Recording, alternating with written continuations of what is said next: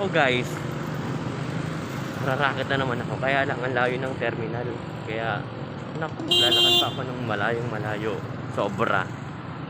Ang terminal ng ano, ng Pilar, andun pa sa ito, sa kabilang tulay. So maglalakad-lakad muna ako. Ay, pagdating doon sa event, pawisan na ang yung ano, lingkod. So guys, nakikita nyo guys. Naglalakad to, tignan nyo na nilalakad ko, oh guys. Tignan nyo guys, ha, tignan nyo.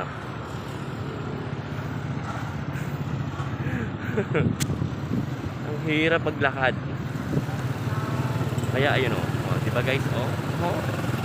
Kainita, naglalakad ako kasi ang layo-layo ng terminal nila.